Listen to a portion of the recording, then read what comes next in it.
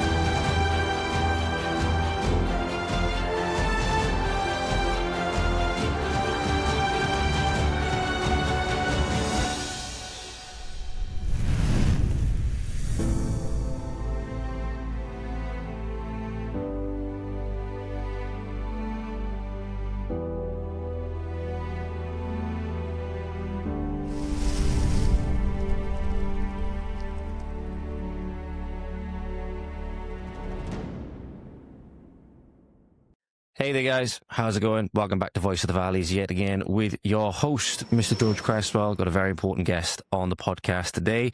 If you've watched my interview with Mrs. Victoria Rickson, the uncensored midwife, you'll know at the end of that podcast, this person's name came up as somebody who was also whistleblowing on the NHS. Victoria let me know that it was particularly what was going on in Wales, and obviously that would have been very much of a big appeal to me. And wanted to get the information out there that this person was trying to bring up. And I know that this person, Miss Justean Winter, has not only had various battles with the trusts and agencies themselves, she's also been threatened at her home with objects being thrown in through her home windows, stuff like that. Very, very scary stuff. But we're going to get straight into it today. I'm going to hand you over to Justean so she can tell you a little bit about herself. And yeah, I think this is going to be a very, very eye-opening conversation indeed. Justean, thank you for coming on the show. Really appreciate it. No, you're welcome. As we said, I'll play team lead. The stuff I'm about to say, like I said, it's very important. Public concealment, it needs to stop because you need to know what to expect when you're going into hospital. And you need to be safe. And, you know, there's lots of people that we can't advocate for. Since I haven't worked now for 2 years, I'm still a nurse. And it's because of whistleblowing. It's because of raising concerns. And everything is just escalated and escalated from trying to make disclosures at different points. Since 2020, which was, I can tell you a series of events, you know, like briefly, and then if you want to elaborate, that's fine. I don't know if you do know what a rogue nurse is, but a rogue nurse is somebody that's not a nurse. And these actually filter throughout the trusts. And I did notice it. I've even got a picture of a black nurse with a white badge, and they're not nurses. That's the They don't photo know you what they're sent me. doing. That's the photo that I sent you. They don't know what they're doing. They're not pub trained. They can't do IVs, cannulas. So you do have lots of background stuff that they don't know, because they just don't know how to care for you. So you are neglected. Yeah, so I remember the photo you sent me with, and I'll put it up on screen for you now, ladies and gentlemen. I'll put it up in post. Is indeed as a nurse, so you can see the person whom the photo is of and the name badge they have on. It does not match. It does not match whatsoever, and this would obviously be very, very scary for you who's potentially going in having life-threatening treatment and stuff like that. You obviously want the person to be qualified. You want the person to be able to take care of you well. You want them to be trained well to the highest training possible. Especially for somebody like me, you know my history. People who've listened to the podcast I've done on this. Not too long ago, Justean, I was in ICU myself. I spent 6 weeks in the Grange Hospital dealing with septic meningitis and then a fungal infection that came from that. Came very close to losing my life. I was one of the lucky people whose care was, thankfully, as far as I'm aware, very, very good. But then I'm aware that my experience is one, and there's many, many other people's that doesn't line up with that. And at the end of the day, there's things going on behind the scenes that people really, really need to know about. Just before we go down that route, would it be okay if the viewers, listeners, get a little bit about how you got into the field of nursing, where you were stationed, if possible, and the training systems and stuff like that? Because Victoria mentioned that a lot of the red flags she later picked up on were actually in her training and stuff like that. Just if we can just get a little bit about your experience, where you were stationed, and then get into the things you saw, obviously, then when you were on the job, that made you feel the need to then blow the whistle and stuff like that. And we'll get into all those situations. Well, I didn't initially. I wasn't blowing the whistle. I was just doing my job. Just seeing things and just taking it forward and telling managers. And I just got absolutely nowhere. When it comes to the rogue staff, just didn't want to know. And then later on is the tax avoidance. So this is kind of the series of events that I'm going that way. So I've been in this for over 30 years. I was qualified in 1996. And I was 17. I'm 52 now, and we've had the rough patches over the years and stuff like that. But sincerely, since when we had the start of COVID, everything just changed for me. It definitely broke me, and it was just heart-wrenching what was going on and what I was seeing. So my next thing after noticing the rogue nurse, I come up against tax avoidance. So what happens in the tax avoidance is that I'd joined the agency after I lost my husband to cancer. So I started then. I know this sounds really daft, George, but it took me 2 years, because you're just going to work, you're getting up, and stuff like that. And you don't take no notice because we're on the little wheel, aren't we? So what happened then was I had a tax bill of £9,000 from HMRC. And that later did get reduced. But the following year, I had a tax bill of £7,500. And I'm like, what's going on? Why have I got all this? But that actually asking my agency why I've got these bills when, I'm not in tax avoidance things and stuff like that. Not that I really knew about tax avoidance stuff, because I didn't, and after losing hubby, I just got on with it, So I find out then that through my agency, that the trusts are involved in, and the agencies, they're involved in tax avoidance schemes where you pay lower tax. So that's how I get the massive tax bill, probably like many others. However, because these are tax avoidance schemes, that's what they're set up for. So anything that you if you write the contract, if you sign the contract, you don't. It's null and void from the beginning. So basically, when we sign the contracts, because we don't know that they're tax avoidance companies, it actually means that those contracts that we sign are null and void. So no sick pay, there's no legal advice, there's nothing, because they're not set up as an employer. They're set up as a tax avoidance scheme. Now, if you think of all the agency nurses that are on agency, guess what? So many of these people, they are not covered.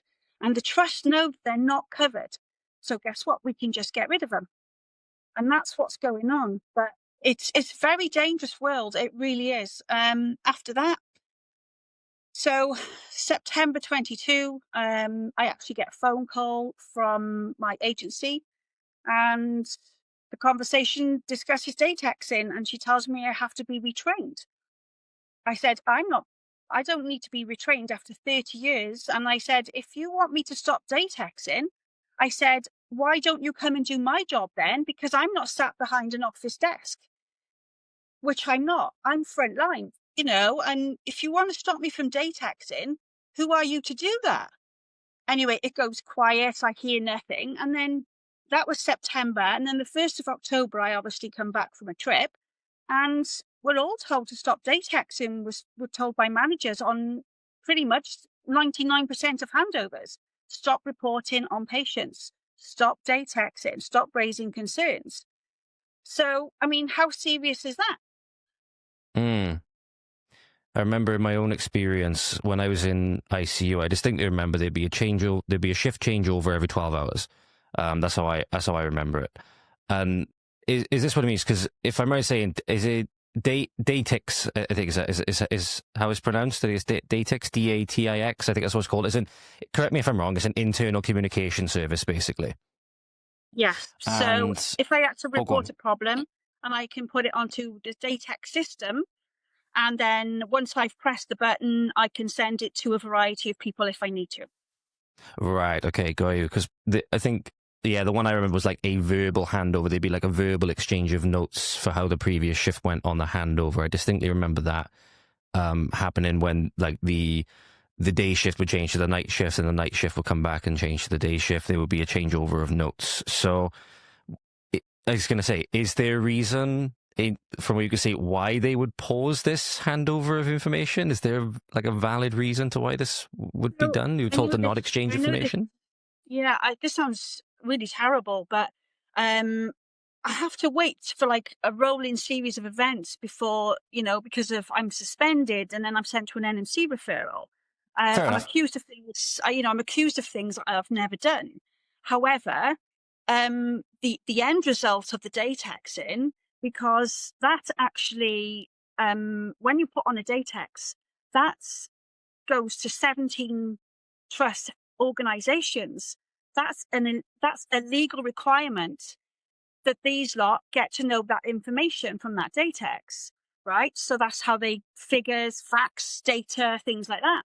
But what the trust have been doing is falsifying that data on DATIXing, which can change its massive implications on everything, on human rights, on services, on data, because what happens then is, from the trust, Audit Wales don't get the right facts and figures because you've stopped us reporting.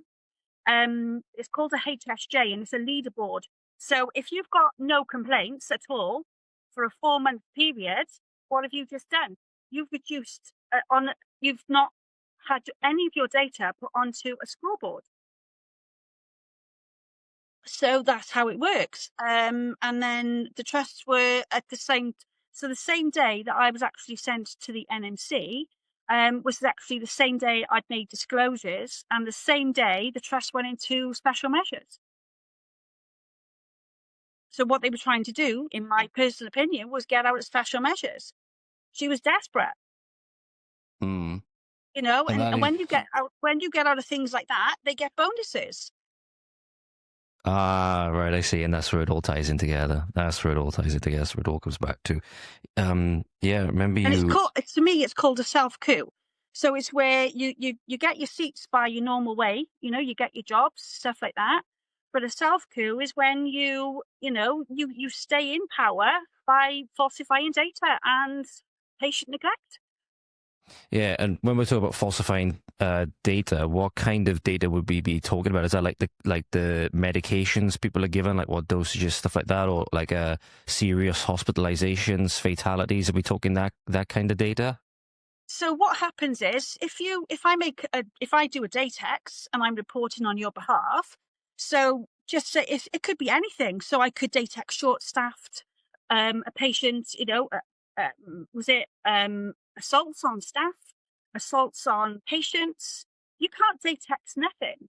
So if you can't report nothing onto a system, you have in those aspects, that's illegal to not DATIX. But that's what the trust were doing, stopping us from DATIXing. You couldn't report nothing. So if you made a disclosure to me, George, guess what? I couldn't write it. So what I tended to do, I actually started to sneak in DATIXes.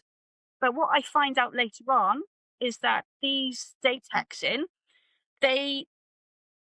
every month, these managers do complaints roster. So and then what I also see this. So if it's a negative feedback on a patient, on a nurse, sorry, they keep them. But if it's a positive one, it goes in the bin. So anything on paper, do you know what? It's not even worth doing because it goes in the bin. But if you've got all these managers doing roster duty for complaints, what I find out later on is that the complaints, they're downgraded. So all of a sudden it goes to a 0 complaint because they're downgraded. Victoria was saying a very, very similar note where she drew up a serious incident. She marked it as a serious incident. I believe it was the incident which a lady laboured on her own in triage for about 10.5 hours on her own with no assistance whatsoever. And after that, the incident ended up she reported it as a severe or a, whatever the term would be on your DATIX system. And then it was downgraded to a mild incident without, anybody even being there to oversee it. And obviously she was very happy because then, I reported that as severe because it was a severe incident. And then people who were above her management would be like, oh no, it's just a mild, almost like trying to cover up how bad the situation is at every turn. Seems to be the same thing you're mentioning here when it says trying to get the trust out of what's known as special measures. And that relates back to somebody by the name of Nicola. Is that right? Say that again?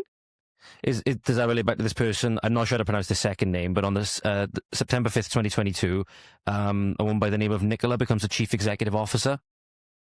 Oh, yes. So on the 5th of September 22, and then by the 29th, I actually get a personal phone call telling me to stop DATIXing. Right, okay. And then you mentioned then about trying to get the trust out of the special measures. What are for those who obviously, like myself, who might not know what these special measures are, what sort of things would they be looking at in terms of these special measures then that they're trying to get them out of to either preserve bonuses and stuff like that? So basically, in my case, it's the complaints. You have the trust actually accounts for 639,000 people, right? And so if you have that many people, so September, October, November, December of 22, the same time that we're all told to stop DATIXing, then freedom of information, there wasn't one complaint in those 4 months. And I've got a cease and desist for asking for freedom of information, how many complaints they were from September 22 to December 24. I've got a cease and desist. Yeah, sounds about right. I've seen many people try to put in Freedom of Information Act requests, and it just seems, whether it's the Welsh government, whether it's the British government, they just want to seem obfuscate in every turn, and then obviously then threaten you with legal action. Then, because you sent me one of them. Was the complaints thing from September to December, that quarter period, and there was no complaints in there whatsoever. I remember you sending me that. And then you mentioned as well, this was towards the end of the notes which I made, in terms of, you mentioned there were 4 corporations that you were fighting against, which is the NHS, agency, the court with obviously the cease and desist, and the NMC. So the NMC, for those who might not know what it means, guys, it stands for the Nursing and Midwifery Council. So this is basically then almost like verging on lawfare as well, almost, for you trying not even before you were blowing the whistle, just doing your job and trying to do your due diligence to make sure everything was being followed. How does it get this bad? That's the question I'm always come to. How does it get this bad? It's the question I had with Victoria as well when she was talking about the stories with the midwife side. How do things get this bad? So I'm just trying to think. So March, April, and then May 23. I'm actually discussing with my agency that the trust are doing a purge and it's getting rid of good staff. Now, I also have witnessed court statements saying exactly the same thing, that this all goes to higher management. And it's about protecting themselves. It's about protecting their pensions, their jobs. They don't care about anybody else. And that really is the case, because in September 22, we were told to stop DATIXing, okay? And then in December 22, there was a very serious incident, and I actually worked on the paediatric unit, and we were told to be quiet. And then in December 22, there was the cocaine party. No, I didn't go. However, I was in the shift next day. Everybody was talking about it. It was shut down very quickly by managers, and not on the first one that I was told to be quiet. The second time I was told I'd lose my job if I didn't say it, as long as I said nothing. And I was shocked, and I was really disgusted that people who'd, cocaine at night, not being funny, in work the next day, and you have to put up with that as patients? No, it's not acceptable. I don't do drugs. I don't smoke, and no, no, it's not acceptable. Yeah, absolutely, especially with the field that you're in. Yeah, and then, but 3 weeks after the DATIXing, I get a complaint against me, which was October. So I asked to see the complaint, right? And she says to me, "Oh, Justine, it's from last year." So I said, sorry. So she said to me, "It's from July 22." I said, "So hang on. So why is it just coming out now?" So they don't mention it. And then fast forward to March 23, they actually make out this same complaint happened in January 23, which it didn't. It happened in July 2. So these complaints, you have to adhere to deadlines, but they don't. They can bring up complaints to a nurse from a year earlier, and I have all that evidence to prove it and back myself up. And it's, and you have to, because what we have to do, see, as agency, we have to tell our agency, because we have the duty of candor, and we have to, to tell them what's going on. We have to send them the statements of what's been going on in the department and things like that. And then I'm constantly questioning, why can't we DATIX? Why can't we DATIX? I'm constantly asking about the tax avoidance. So I'm just like a little rolling, and I'm asking about the serious incidences in December. And then March, like I said, my first complaint, which was for the previous year, and I'm actually told then to write a statement. So I'm like, well, let me see the complaint. And I'm refused by the investigators to see the complaint. But guess what? If you don't do the statement, you lose your job, because these are managers telling you what to do. And I'm agency, so guess what? I've done the statement, which I've kept. And then the next thing then, May, I'm suspended for things I never did. So April, I'm actually called into the office, and I'm accused of stealing £200 off a patient. So I asked the manager if I can see the complaint, and I refused. And I get absolutely nowhere. I'm just told, just do a statement, Justine, just do a statement. I said, but the same nurse, the other nurse who, was with me at that time, do you know what? They never even asked her. 3 weeks later, when I said, I'm only asking, I said, but were you in the office about this £200? And she said, no, which I just didn't understand. So a month later, there's obviously tons of details in between because I could go on forever, but and then, but the same day that I was actually called in about the £200, so what this same manager did was give the feedback form for these patients. And so because we couldn't DATIX, we had 3 septic patients, and the actual agency nurse, she left them. They weren't treated, they had nothing. By the time I come in the morning, I had 3 very, very sick patients, right? And of course, you're trying to scramble then because you're like, I got to give you IVs. They didn't have a drip in, right? They had no IVs. I had one which was delirium and she had no catheter, nothing, bedbound. They just left them all night, right? So what the manager did was she gave the feedback form because I couldn't DATIX. She gave the feedback form to the agency and used her as the little guinea pig to come up to me and square off to me on the corridor. And she said to me, who do you think you are, Justine? I said, who do I think I am? I said, you nearly killed patients a couple of days ago. I said, don't you ever square up to my face. And it was, it wasn't like a thing. And I walked off, I've got things to do. Still got to get on with my job. But that's what's going on. So they just leave them overnight. I even had a colleague who was a band 5 right lover. She called me up at home and she said, Justine, she said, don't know what to do. I went, oh my God. I said, what's going on? She said, Justine, she said, they just sat around the desk. She said, they will not move. She said, they are constantly on their phones and they will not get up and do their jobs. So you've got no obs. And yet, guess what? Every time I come in for a shift, everybody's newsing a naught. But yet when I come on to shifts, hang on, I've got sepsis pathways to do. I've got patients newsing of 3, 5, whatever. And you're scoring as soon as I come on to shift. So nobody is escalated in the night, nothing like that. And then also the reason, so I actually had a patient, 18 hours, George, this patient was not fed, right? Peg fed patient, right? No bolus of water, nothing. So I am, it's not that I'm confrontational, but hang on, what's going on, right?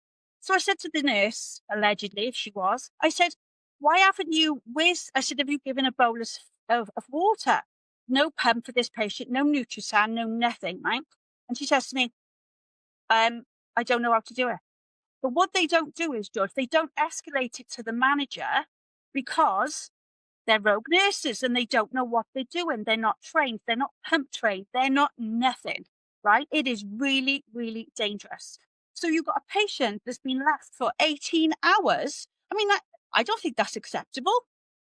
But what happens is then we're coming into work and we're really trying to save lives because of these rubbish staff that don't know what they're doing. It's it's just shocking. And then I could tell you tons and tons of incidences. I really could. A DKA, a patient was just left. DKA is diabetic ketoacidosis. Patients were left, right? They don't know insulin. They don't know the pumps. They just don't know nothing. And these are real complex things that you need to know about. I would go home and learn these things, George. You can't just go into work and go, oh yeah, I know it. Because it just doesn't work that way, And then like I said, the new scoring end of life patients, oh my gosh, just left in agony. So paperwork isn't done. It's all doctored by so many, and especially the rogue nurses, because they don't know what they're doing. So what I have actually got this in, I'm telling my agency this as well. I said, look, diazepam and codeine have been going missing. So because that's what, it's just a conversation at the time. Do you know what I mean? I never, and I'm like, oh my gosh, we've got these drugs going missing. And then a colleague actually found 2 strips of diazepam in the back of a catheter drawer. Guess what? Gave it to a manager and they did nothing. I mean, for these patients, there's loads of times I could go into work, George, and guess what? They were left. They've just diazepammed up. So, let's knock a couple in because I couldn't DATIX. So you do tell a manager, and I'm actually told on so many occasions, don't worry about it, Justine, they've gone home now. But yeah, if something happens to that patient, they go for me. And then with the rogue nurses, right? So the rogue nurse side of it, I reported that to my investigator, right? And I said to her, not being funny, I said, what's going on? I said about the rogue nurses. Nothing. And in fact, if anything, everything was covered over. Yeah, that sounds about right. That sounds about right. Go straight back to my conversation with Victoria, that as they seem more concerned, obviously, with the image and covering things up and try not to admit that there's a problem or anything like that, because then, as you said, they might actually have some work to do. Going back to that incident you mentioned, so if you do understand the severity of what Justine was talking about there, ladies and gentlemen, so diabetic ketoacidosis, for those who might not sure what it is, direct from NHS website, is a serious condition that can happen in people with diabetes. It's where a lack of insulin causes harmful substances called ketones to build up in the blood. It can be life-threatening and needs urgent treatment in hospital. So when you hear that person was left with that for as long as they were, obviously that speaks to the levels of negligence that we're dealing with here. I was very, very lucky. Are you at liberty to say what hospital this was? Not individual people's names. You at liberty to say the hospital where this occurred? It's okay if you're not, by the way. Don't feel forced. Yeah. No, it was a Nyren Bevan Health Board. Oh, right. Okay. Right. Cool. Only thinking because, as I said, when I had my stay in hospital in the Grange in Cwmbran, I was very lucky not to be left in any of those kind of stays. Luckily, people where I was, they were very, very attentive indeed. You mentioned there was an incident, I think, when you were on the paediatric ward. I'm not going to say anybody's name here. Are you referencing the incident you told me about where there was a young boy aged 9 that sadly died? Is that the incident you were told to be quiet about? Yes. Yeah, cool. So again, is it pretty much the same reasons that we're talking about now? Again, trying to obfuscate things, trying to cover things up is why you were told to be quiet, basically? It's just to shut everything down as soon as possible. Yeah. But I mean, I get it to a certain degree, but then I don't get it because it's because of the way I was treated for doing nothing. I did nothing wrong. And then, so we've swapped stories on this and we can't even align on it, George. So what I know is very different to the other side of the story. Mm-hmm. And it's because of what I know. Yeah, absolutely. I think the biggest thing is, again, people like yourself be willing to eventually speak out on it when you have no other recourse. Obviously, you've tried to bring this up internally numerous times, but for whatever reason, whether it's just an outright corruption reason, whether it's laziness, whatever the reason might be, you can list them off however you want. And whoever would be culpable for it, eventually you're left with no recourse. You know what I mean? I think it's the same thing with Victoria as well. You try to raise things properly for all the time, but you're threatened with legal action. You're told to be quiet. You're not even allowed to view the complaint, which you're told to write a report about. What are you supposed to do at the end of the day? When this cocaine party took place December 2022, staff went into work the next day. We talking like they were still heavily in the effects of what had happened the night before, and then expected to deal with these, patients who could very easily be taken turns it went viral in the coffee room. You know what I mean? What had been going on the night before, and and it was on the tables, and it was and like I said, it's not acceptable.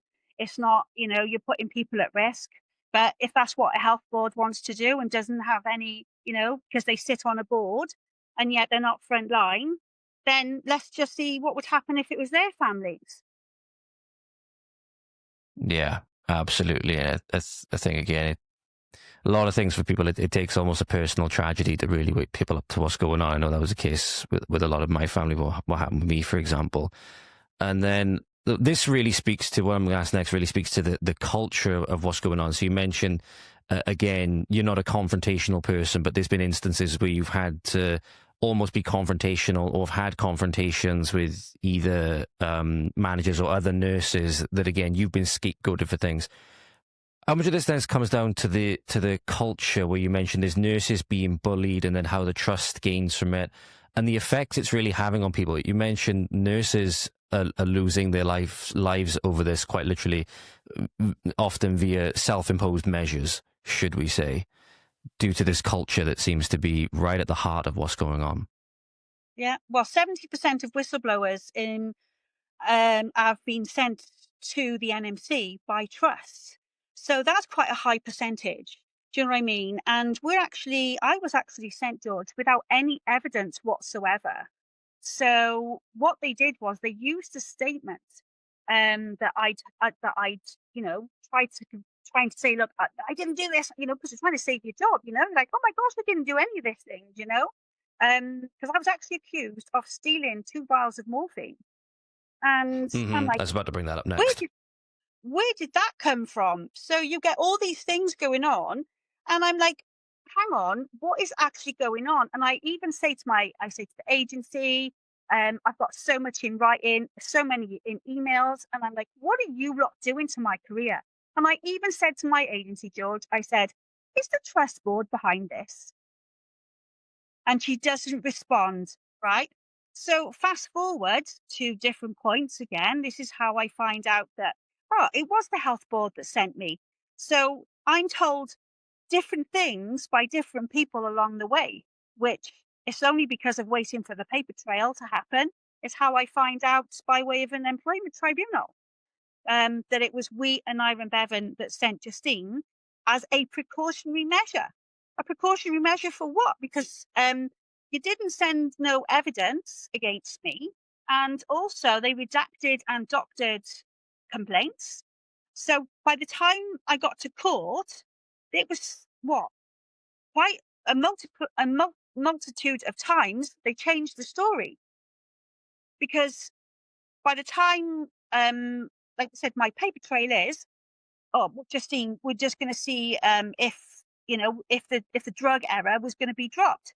But I caused no drug error.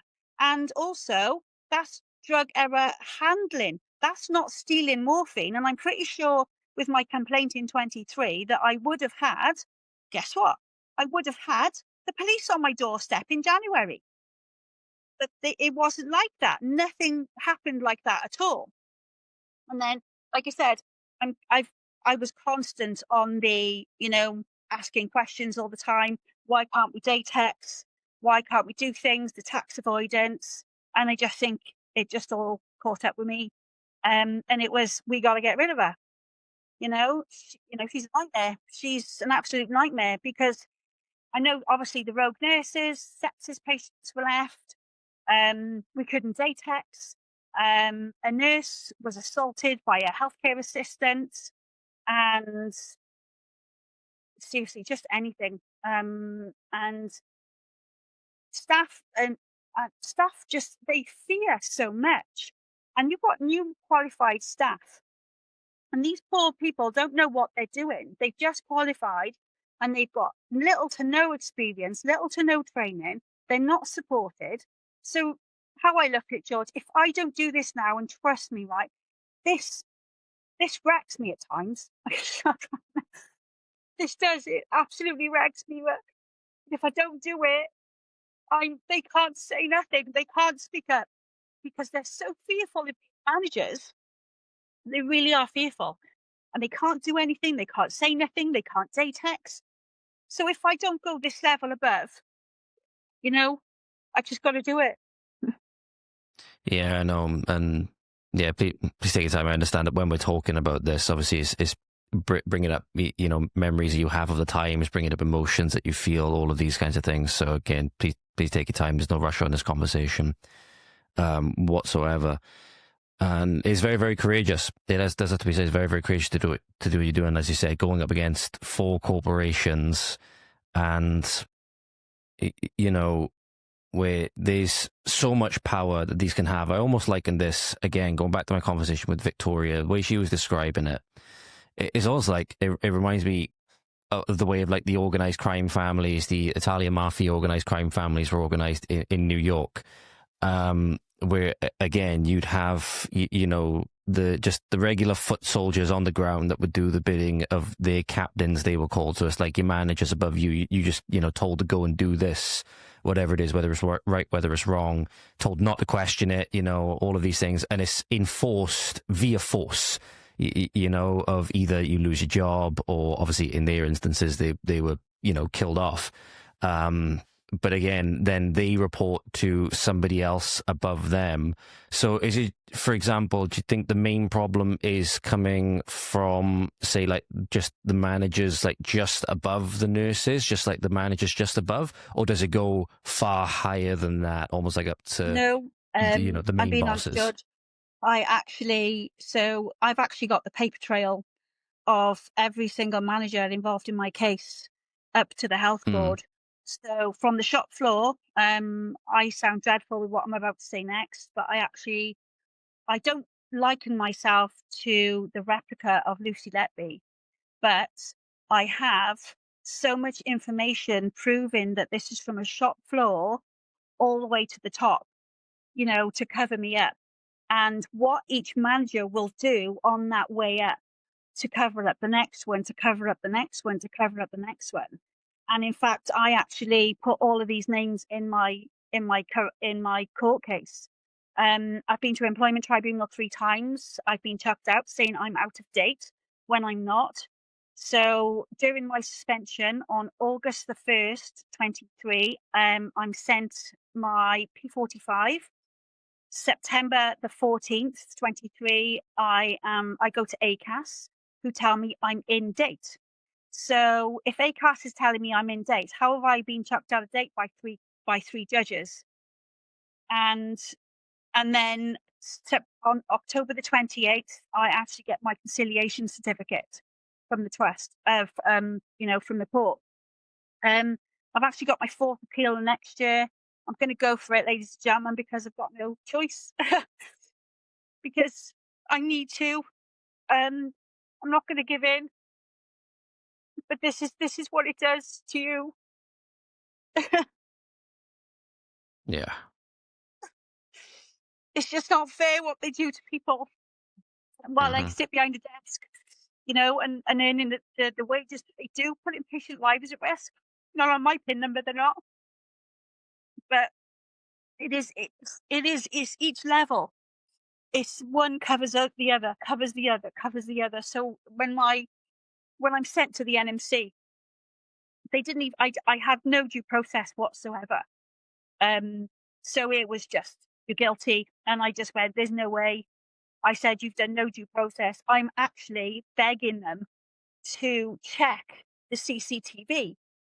And during my Zoom call, June the 12th, so I'm suspended May the 24th, June the 12th, I have my Zoom call, which I was refused an in-person meeting to try and explain things. And on the 12th of June then, during my meeting, the cat was let out the bag by the manager, who tells me that, I'm just letting you know, Justine, there is no CTV.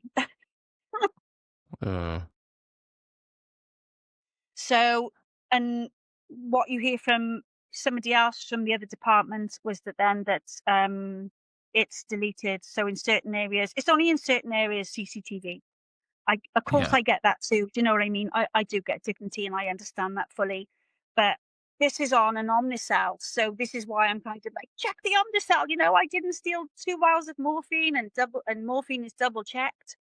And then so that's and it's checked at source. So why would it be 5 months later that I'm suspended for allegedly stealing morphine? Yeah, I think that would have been brought up at the time. It would have been brought up a lot closer to the time of when it happened. Not 5 months later. It would have been noticed instantly. Yeah.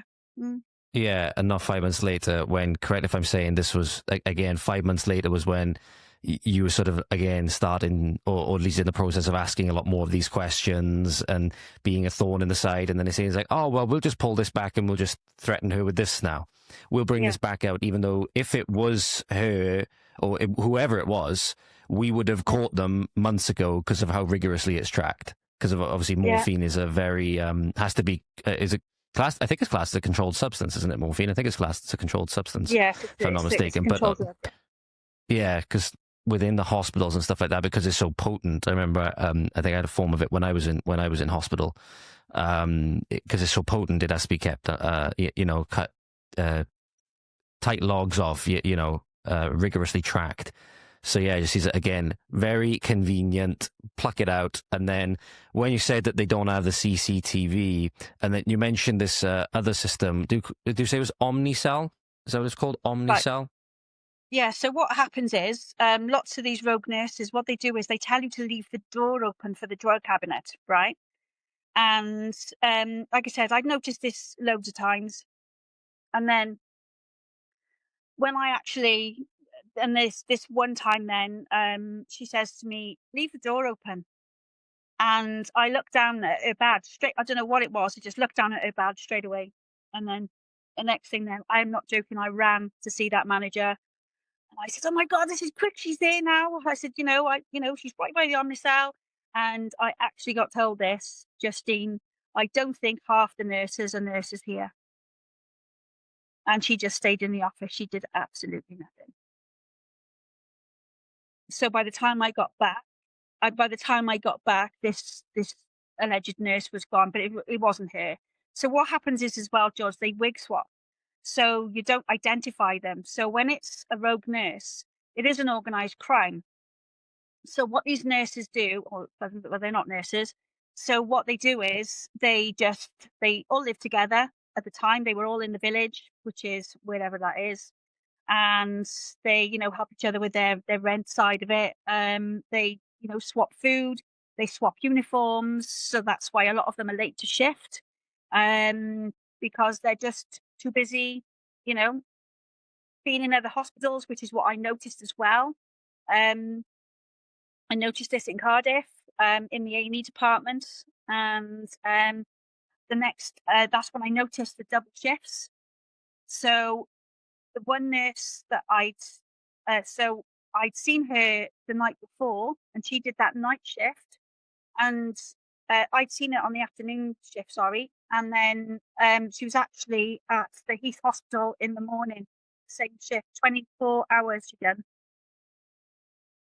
So I went back to the other hospital, and I brought it up and I mentioned it to, actually, believe it or not, my investigator. Because I was taking a break, and I just said, look, I I actually congratulated her, believe it or not, on her promotion. I look back now and I think, oh my gosh, I really thought that she was going to make changes, but she didn't. Well, thanks, Justine. That's lovely. And then I just said, look, I'm just letting you know. I said, I said they're doing double shifts at different hospitals. I broached other concerns and stuff like that. Nothing. Seriously. It was like, whatever. But I was told on like lots of shifts that if that nurse had gone, George, I was actually told, don't worry about it, Justine, they've gone home now. And it's like, oh my gosh, you're trying to play catch up all the time, And then the consultant, I had a diabetic ketoacidosis patient. Like I said, it's pumps, it's insulin, glucose, it's the works. And it's a lot of work, right? And this patient had been in since 11:30 at night.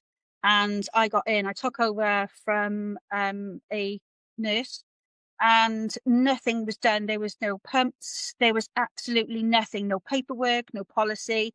And the only thing she actually wrote in that patient notes was, couldn't get hold of the doctor. And that's it. So that's the excuse. It is so simple. And I'm like, oh my gosh, this patient, she could have died, especially a full DKA. Everything's life threatening, do you know what I mean? But everything is dangerous. And then, like I said, my suspension, May 23, So that's 2 years now I haven't worked because of all this, because of, all the talk behind my back. Couldn't get references. I've had to go to my MP to get references. Just simply because of because of the whistleblowing. And everything else that comes up in between. And then September, my investigation keeps on going and keeps on going. I'm shut down constantly. And then the next thing then, like I said, I make more disclosures to the trust board because I'm like, oh my gosh, these things are going on in the department and you need to know and that type of stuff. And I actually I did do this. I wrote to the Health Inspector Wales. I wrote to the Senedd. I wrote it was the Senedd, but I wrote to Elynyd Morgan. And when she actually responded to me, she said, well, sexy or whatever, thanks for raising your concerns, Justine, but it's an employment matter. I'm like, what do you mean it's an employment matter? I've just told you all of these things that's going on and you're making out it's employment. It wasn't. It certainly is not. It's just to cover everything up. And I'm Sounds being about honest. right for a Labour. Sounds about right for a Labour candidate. Sounds about right. They do. They need to lose their job. They're not fit for purpose. And they're putting people at risk every single day because what? Because you want to, because you want to keep your seat? No, because guess what? If I lose my job and I did absolutely nothing wrong, but you've got patients that are needlessly dying, and that's okay. No, it's not. It's not acceptable because they wouldn't have it to their family. And that was another thing, George, right? I'll say this one. So, I can't obviously name the person, but they kept a room for a VIP, right?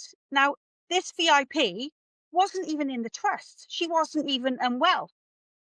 But they kept a room for her while we had patients on the floor in agony, and I couldn't put a cannula in. I couldn't give treatment. I couldn't do sepsis. I couldn't do nothing. And I'm like, oh my gosh. So I'd already started venting to managers. That's what I said, it's not a case of confrontation. It's just, I'm trying to do my job. And that's all I get is obstacles. So naturally, I am one of those people that would say, well, why can't I do this? Why can't I do that? I go around the corner because I'm obviously venting because I've got patients on the floor and I don't like stuff like that. And I'm told who this person was. And I went, are you absolutely kidding me? So do you know what I did? I wrote to King Charles and I told him who this VIP was. Because, hang on, you want private care? That's fine. You want to wait on the NHS? You wait in line with everybody else, right? And that's how I look at it. Because we're keeping a room for this person. Why? When we could be treating other patients that are already in the trust. But then again, why are you keeping a room for somebody? You shouldn't be. That's an NHS. That's fraud. That's illegal. Because I can't do the next person or the next person. So how many people actually did lose their life that day? Or how many times was that room actually kept empty for that person? No, it's not acceptable. It's not acceptable. I think it's all those people in theory, the people that are dying on the floor, and I can speak to that person. It's exactly what happened to me when I walked into the A&E waiting room because there was zero seats available. I literally, because I couldn't stand, I was that weak, I couldn't stand. I was literally on the floor up against the wall by the toilet in the A&E waiting room. So I know the feeling exactly, and it's awful to see it from the other side as well. But again, they're keeping this room free. Theory, everybody coming in is paying their national insurance and everything like that. That means they all have equal stake in what's going on. That's the whole thought behind the system, I thought, was obviously to make the care free, at least at point of service. You don't pay at point of service, but you pay through your national insurance and stuff like that. But then in a NHS hospital is then being told for whoever this VIP was, whom I'm correctly saying you said wasn't a patient, really. No, she wasn't there. And they kept this room. They kept the room as a just in case. Meanwhile, everybody else is many times quite literally dying out on the floor. They were on the floor, yeah. And that doesn't even take into account, obviously, you've got some instances in hospitals, you've got beds in the corridors and, where, there's no rooms available and the understaffing and stuff like that. We have so many problems in some areas, and then you have to, people in the corridors, like you said, and that's just awful. And then knowing at the top, either because they want to, grease the wheels of some corporate thing, whatever the hell is going on, whoever this person is. Again, I'm not making any judgments, because obviously don't know who the person is. But there's an ulterior motive that's putting people at risk, putting people's lives at risk. But obviously people ain't going to know that. Without people like you, for example, saying it, people ain't going to know that. And they should know that. They should know that, obviously, the levels of corruption that's going on at the height of the system, because it's going to be affecting their relatives when they need the healthcare. You know what I mean? Totally. Yeah. So for those who may not be aware, obviously we're dealing with quite a few technical difficulties at the moment, because Justine at the moment is out in... Am I allowed to say? Yeah, go on. Am I allowed to say? Yeah, she's out in India at the moment, so that's why we might be dealing with a couple of connection problems.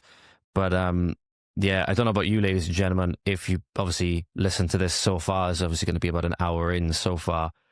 Very, very eye-opening conversation. Very, very eye-opening conversation indeed about what seems to be coming out, at least at the moment, as a very, dark heart of the healthcare services in this country in many respects. I'm not saying that against any individual people. Obviously, you have people like Justine, like Victoria, that really do care about their careers, care about people, got into it because they care a lot about people.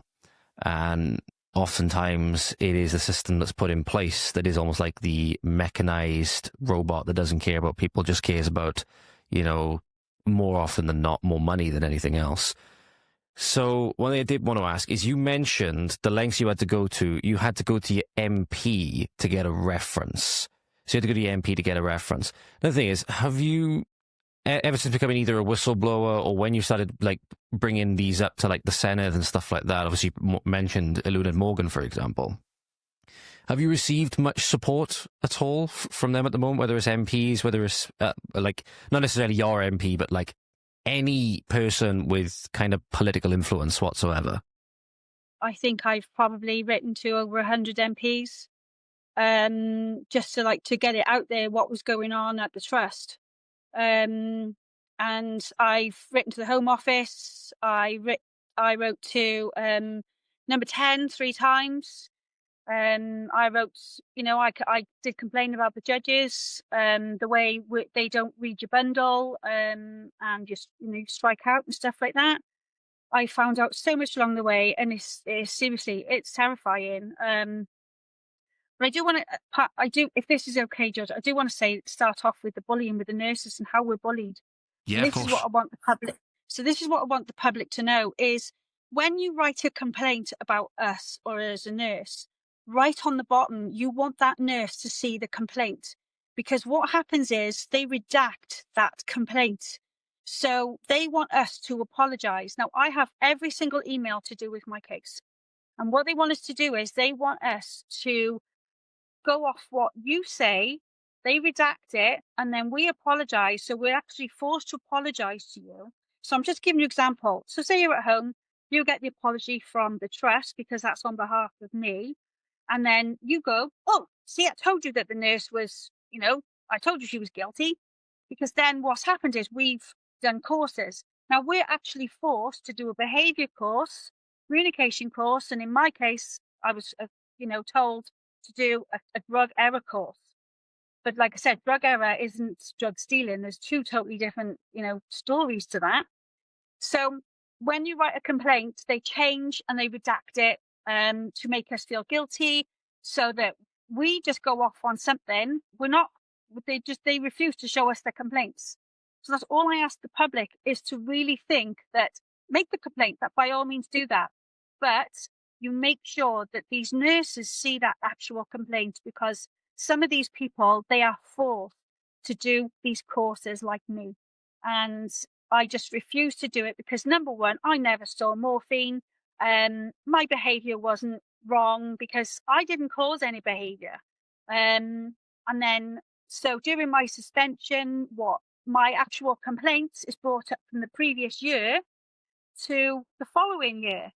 So it's added to my other 2 complaints that I never saw either. I never saw one complaint at all against me. Everything was changed, everything was redacted.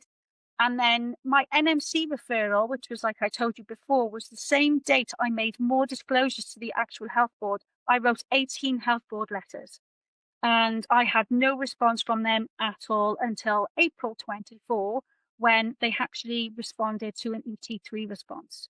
So that's how I find out then that I was right all along, and it was the health board that sent me. We and Iron Bevan sent Justean as a precautionary measure. And all that they did was they sent my statement. They didn't send any evidence, just my statement.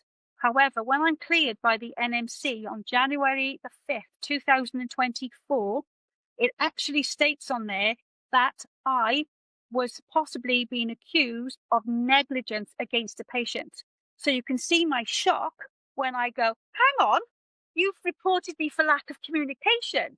You never mentioned no drugs. They never mentioned nothing, right? So my NMC referral, I'm shocked. I'm absolutely stunned. And January 24, I have to, December 2023, I actually have to send another bundle for the NMC to try and clear my name and go that way.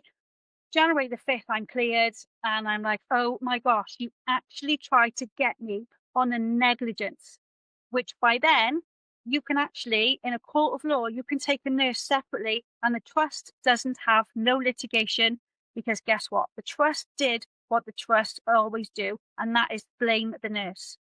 So she's done the statement. She's already done the statement now. She's done the course, because guess what? She was guilty. And it's not a case of that. They make us guilty, number one, to get out of litigation, right? To apologize to you. And then I lose my career. And there's so many of us that have lost our careers because of this. I'm certainly not going to be the only one, not even in decades before me, decades after me. But we need to see changes in stuff like this. And the public need to know how the system is when it comes to your complaints. Also, your complaints are downgraded. So I could put it in as the highest level. Say I'm your nurse, and I put it in as the highest level. But guess it goes down the thing. Now, if you don't hear responses off the trust, I can tell you why now. It's to make you out of deadline, because they always adhere to the deadline, whereas guess what? They don't adhere to any deadline. Like I said, 1 year. I'm told a year after a complaint. I even say to my agency, oh my gosh, I've just had a complaint against me from a year ago. Even my agency said, how on earth are you expected to remember a complaint from a year ago? But yet, with the trust, you've only got 3 months before you can put a claim in. So how does that work? Yeah. But the public need to know how it is on the inside for us guys. Because I asked so many times, can I see the complaint? Can I see the complaint? No, no, no. Can I just come in for a meeting? No, we're too busy. And then, because what I did was, that's the other thing. I did actually do this on the same day that I made the disclosures about what was going on in the trust. I also made grievances against my investigators. I've worked with the one before. I've worked with her for years, and now all of a sudden she's my investigator. So she's not impartial. In fact, none of them are. Because like I said, when it comes to my NMC referral, I've actually got a nursing regulator and another nursing hierarchy, and hang on. So none of you adhere to policy. None of you do these things. And I'm like, wow, this is incredible how one will cover up for another. And then obviously by my ET3 response is how I find out then is the preliminary measure. And it's, again, signed, by the health board and what they do to us. And it really is shocking. I'm told that I have to do behavior because of my behavior. And I'm like, well, where did that come from? Because you've done no due process. You've done absolutely nothing. You've done no investigation on me. And I'm begging, honestly, I'm absolutely begging for my career and my life, if that makes sense. Because I'm like, I'm innocent. I haven't done this. And if you think I'm not the only one that's done that, and these, and I've got 30 years experience, and if you've got somebody that's, just a few years in or just qualified, and they're pulled into the office, it is heartbreaking for them because they just do not know what to do. And they're not really supported by NMC. They're not really supported by RCN, Unison. you know, and it's to send you, you know, it's all to protect the trust. And no, it's not. It's the nurse that cops it in the court of law, not them, because these lot go to court of law and they cover that up as well. I have 109-page statement, testimony, witness testimony from a manager that wasn't even there, and somebody else from a different department who wasn't even there. And I can prove in all of this 109-page statement that they will lie on oath. So guess what? Look at Lucy Letby. They lied on oath. So if I've got a full paper trail up to a health board, what does that tell you? I've got every single person that's like, let's shut her down. She knows too much. And I did actually say that to Lynn Morgan. I said, I know too much. And I didn't like, and it wasn't to be, you know, to be anything. It was just like, oh my gosh, I know these things. I'm being shut down and it's my job and stuff like that. Because I haven't had, I haven't had no wages for 2 years. Mm. You know? Mention, oh, yeah, exactly. And you mentioned it just then, because it's something I've been coming back and thinking about. And I put a post up on X the other day because somebody on the Lucy Letby incident. So I'd like to sort of ask you about that, given you brought it up. Wasn't something I was initially going to ask about, but I've been coming back to it and thinking about, because when her story first broke, it was like this quote unquote documentary that came out about her, and I think it was on BBC or ITV, I can't remember, about the incident that had happened, that she'd, you know, heartlessly killed these babies in the NICU and stuff like that. That was the story that came out, and it was all premeditated and like truly one of the most evil things we've seen in recent history, was the way it was presented. And somebody put up, I can't remember who it was, but I just quote posted it. It was an MP that has apparently been like campaigning on behalf of her innocence. And I just quoted it because somebody was asking, why is this person campaigning so hard that she's innocent?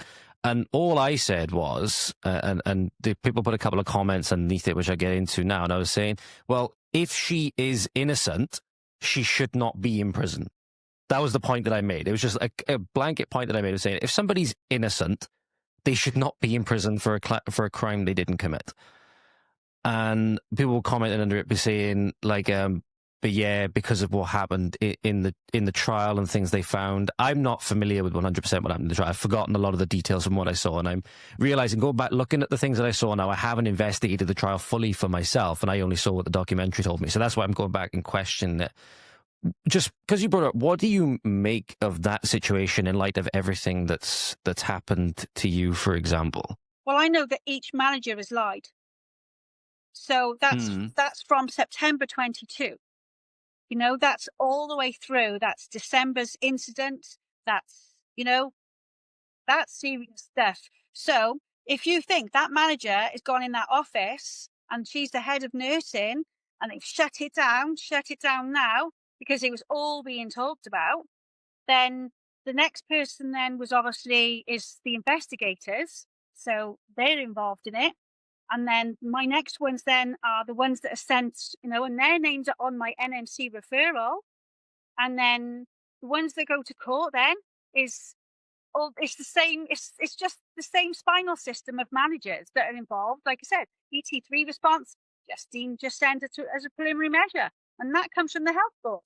Because when I actually wrote to the health board in September 23, making more disclosures of what was going on, Lynn Morgan, the next thing then, I get no response. Now, I'm quite lucky because I put every single one of those people in my court case. Now, I'm a litigant, if I say that right, I don't know. But not one solicitor would represent me. Now, bear in mind, my employer, which I find out all these things later because it's so complex, is my employer. So Acacia are the tax avoidance company, right? And like I said, I get no support, nothing. I'm chucked under the bus just by like everybody else is. And then what happens then is the trust then, they don't respond, and all the names are on there who I wrote to. So I actually made a log of every single person that I wrote to at the health board. Now that's safeguarding. That's your governance. That's everybody that I could have thought of at the time to do with disclosures. So I never heard nothing until, like I said, that the following April, when I actually made more complaints, and I'm actually told I'm actually get a phone call then by the actual head of nursing that attended my court case. You know, and it's just unbelievable what they tell you, what is covered up. But it wouldn't, if it wasn't for that conversation in April 23, I wouldn't have found out what I found out when it come to like the dates correlated. You know, she said, "Oh, I'm just letting you know, Justine, it does actually we did respond to your letter," she said. I said, "No, you didn't." So you know when you're whirling? And I went, "You didn't respond to my letters." And all of a sudden the penny dropped. Oh yes, you did respond to my complaints. You sent me on an NMC referral the same day. Because at 8 o'clock in the evening, George, I had a phone call from my agency telling me that, and she wouldn't say who it was all kept low key, just to let you know, Justine, you've been sent to the NMC for a referral. And then, like I said, it was only because of my court cases, so I found out that I was right all along. It's just what they try and do. They don't name names at this level. They don't want to name names. You know, they try and keep these names out of it all the way as much as possible. And I don't know why, because you know what? These ones, why do you want to protect them all the time? Because they're going to dob you in at some point. Yeah, we'll just try and pick back up from wherever off. I'm not sure why Justine's webcam hasn't come up for the moment. Maybe it'll come back up over the course of the recording. If not, you'll be hearing our audio, but you might just be seeing me if you're watching this on the screen. But yeah, Justine can remember where we were. I just want to pick up from where we left off. That'd be great, because I kind of it was to do with when you were getting into the litigation, and that was obviously when you found out that they referred you to NMC had referred you, I believe it was. So no, it's the trust that actually refer you to the NMC, and it's very vexatious. Yeah, so that's how they work it, and it's to stop disclosures, it's to shut you down. So as agency, I couldn't get work, I can't get work. So it really is to shut you down and to stop you from saying anything, and I just wasn't going to be buried by them. And it's like I said, I saw so much what was going on there. And if you really don't, you know, you really shouldn't be in your job if you know, I thought the idea was you got to work like me. You go to work to do your job. I didn't go to work to manipulate my patients. I don't go to work to assault my patients. I don't go to work to cover up complaints. Because the best part of it was I was actually told, Justine, just be honest. I said, I beg your pardon? Me be honest? I said, I think that's all of you that need to be honest. Doesn't need to be me. I said, I haven't done nothing wrong. I said, it's you lot that's covering stuff up, not me. Yeah, exactly. It seems there's just no end to the corruption, it seems, and the dangerous putting people in is obviously where the concern really lies, in the sense of how much it's affected you. And obviously, it's the next thing I wanted to get into now, is because not only in the legal battles and the toll that that's had on yourself, your family, stuff like that. Correct me if I'm wrong, I believe it was Victoria that shared it the other day. You've also been like physically threatened with objects being thrown through your window at home, if I'm not mistaken. Yeah, I had so it just missed the back of my house, and it was at 10:30 at night. I did actually report this to the police, and I've actually told the police everything, and they still don't want to know, which is shocking.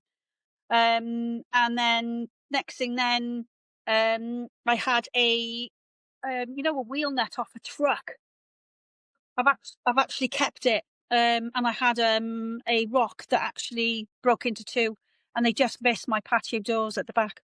Yeah, it's awful. It's awful, and obviously you don't know who it was, because the police seemingly didn't want to do anything. No. Do you have any idea if that was just maybe like it's like a random act of violence, or do you think there was something behind that? No. Well, so this is how it works. So after my So September the 17th, 24, I had my second employment tribunal, and it was awful. So I'm obviously representing myself, and the NHS do not say one word throughout that court case. And the judge was just really cross with me, and I'm like, oh my gosh, do you know what I mean? And I'm not used to that because I'm not a judge, and I'm thinking, wow, she just wasn't nice. I'm being honest. And why is the bundle like this, Mrs. Winter? And I'm like, well, the NHS was told to do the bundle by the previous judge, and I'm not responsible for that. We were told 250 pages. The NHS produces a 650-page document, right? And I have to produce another bundle. So they've got two bundles, not read, not this. And on the first judge, which is June the 17th, 24, that bundle wasn't even read, and the NHS kept that first bundle. But that still wasn't half of anything of the stuff that I had, because you're only allowed a certain amount of, do you know what I mean? I don't know this stuff until I obviously get to court, and then, I kind of start working things out. And then the second judge, I think she's very biased. I reported her to the Ombudsman, and the Ombudsman actually said it's not in our remit to make a complaint about a judge. So I'm like, so how does that one work then? Because I thought the Ombudsman was supposed to be independent, and he said the court is independent. He said, and I'm like, well, obviously you're not. Then I said, because I'm trying to make a complaint. I actually wrote to Barry Clark as well, who's the big boss of the courts. I never had a response. But that's how it works in court as well. And like I said, just chucked out again. She even took the judge even told me to stop criticising the NHS, which I wasn't criticising the NHS. I was just I went off what the previous judge told me to do. He told me, if you don't mind, Justine, and he was actually quite decent. He actually said to me, can you just do a series of events and prove that you're in date? But I mean, why have you got to prove that you're in date when you're already in date? I mean, I'm pretty much, do you know what I mean? I'm pretty much sure if I showed you some dates, you go, oh yeah, that's in date, or that's out of date. But it wasn't like that. So I was told then to prove my status within the trust, and I was often in charge. And in those court papers was actually, they were saying that Justine was never in charge. You can ask anybody in that department. I was in charge quite a lot of areas, and I was on my own. So no, not acceptable in court of law. But guess what? You lied on oath. And how shocking is that? So it does go to show you what the next one will do. And it's not that. They're actually told, George, by that health board, you have to go to court and you have to say that. You have to do that statement because that's what you do. So you got those, they're having to do what a health board tells them to do, which again, wow. Well, all that's it, because again, you can't open your mouth and you can't protect, and you can't say, look, do you know what? I disagree with what you're doing. But they don't, because guess what? They obviously also fear their jobs. It's their reprisal, but they can bully the next lot down, and it's shocking. But when it comes to them, honestly, it's a minefield. But it's like, all those things that were said about me, that Justine wasn't in charge. I have to prove then, in my series of events, I went through like various stuff that was written about me, and I contradicted it in terms of like, I'm making sure that, look, there you go, there's the evidence to prove that I was in charge. And then the series of events, and what happened in the next bundle, which was September the 17th, George, 24, was so the NHS just do this 650-page bundle. They don't even communicate with you. So the first judge tells you to communicate, and then all of a sudden, the risk assessment team, guess what they do? Oh, suddenly on annual leave for the next 3 weeks. And you're like, so there's no communication. And then I find out from the delivery service in Cardiff that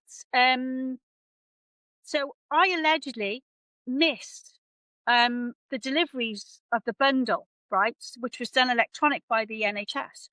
And I'm like, I didn't miss nothing. And suddenly I get an email from them saying, Justine, you've missed.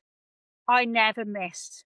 There was nobody on my Ring doorbell camera, right? The second time I had, I'm told, we left a card, right? So I actually then, when I do have the card put through my door, I'm told then, it was really weird. Then I'm told that the bundle is in Cardiff and then I can't get it. So I have to go to Cardiff to go and get it from from a delivery place that, guess what, that deals with all of their concerns.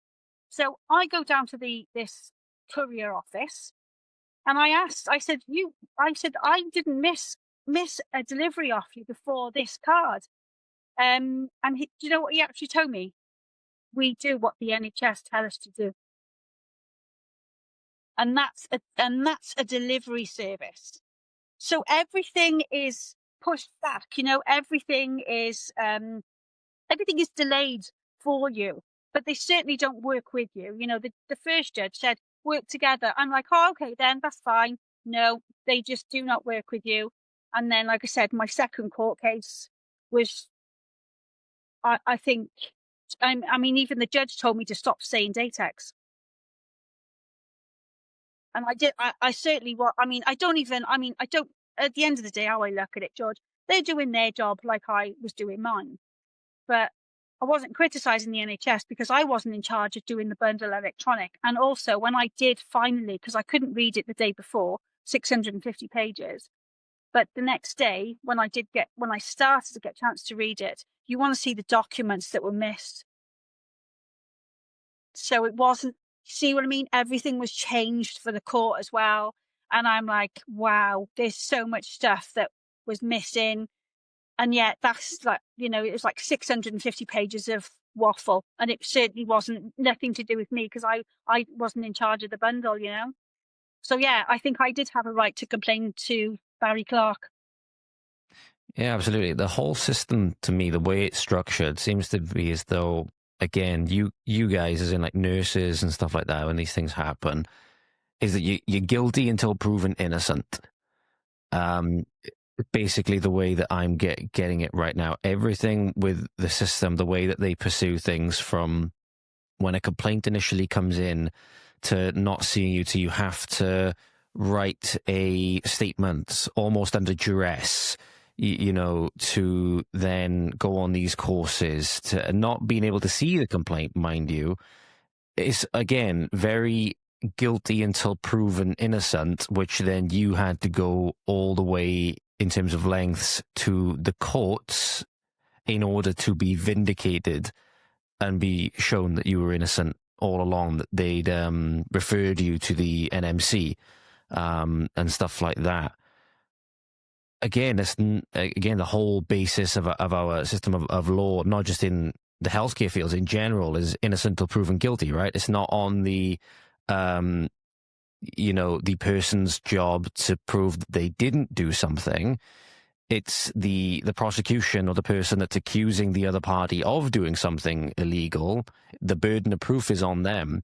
It reminds me of when you said that they were accusing you of stealing morphine and stuff like that. And it seemed that they'd already made the determination that you were guilty. They didn't have much in terms of evidence to back that up by the seams, though, because they said the CCTV was conveniently missing. And it reminded me of a really tragic incident that I'm aware of with regards to a lady known as Iman Zaina. How do you say it? Or Iman Zania. I forgot how to pronounce her surname. But she is a girl who was, she alleges, and again, I have to say allegedly because nobody's ever served of a conviction for it, but she was taken into police station in Manchester. I believe it was Greater Manchester Police, if I'm not mistaken. I will correct the record if I've got that wrong. I believe it was Greater Manchester Police. But she alleges that she was sexually assaulted while she was unconscious. Conveniently enough, when they gave her the CCTV, there was 2 hours missing that they said was corrupted, I believe. And again, she's now having to pursue this herself. But again, it's just like there's this whole web almost of corruption that seems to extend to almost like every. Is this? Do you know if this is a like? Take the rogue nurses, for example, that problem in particular. Is it that like a nationwide problem? Do you know, like, is it like just in like a few hospitals you've seen, like I think we mentioned the Heath and some hospitals in Cardiff? Or do you know, for example, if that is like a problem in hospitals all up and down the country, England, Scotland? Yes, all up and down the country, George. So basically the groups that I'm in, if you listen to, like Victoria, if you listen to, seriously, the people on the groups that I'm on, they can tell you it's all up and down the country. So if you think about it, they actually know these organised crimes, George, they know more than us about these departments because they scout it. We just go to work. We're not scouting for business. We just do our little thing, come home, see to our families and our children, and we're job done, We don't think, all right, we're going to go down there. I'm going to go to London. I'm going to go there.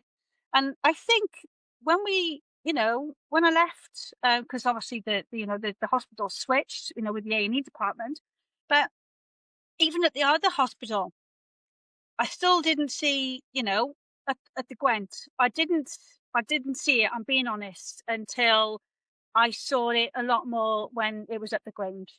So when they started opening the doors, and I do believe this, George, I believe it was like opening the floodgates. Because if you think about this, right, for 3.5 years I was there, right? So I got to know these staff. I got to know who these people were and work with them and everything. However, I've just proved that in 3 years, because I never had a badge, I could pretty much walk anywhere. Nobody challenged me. Nobody checks my badge. So when you go into handover, this is what does happen, right? All they do is they take that. So it does actually work out that they get a shift for the nurse. They are nurses.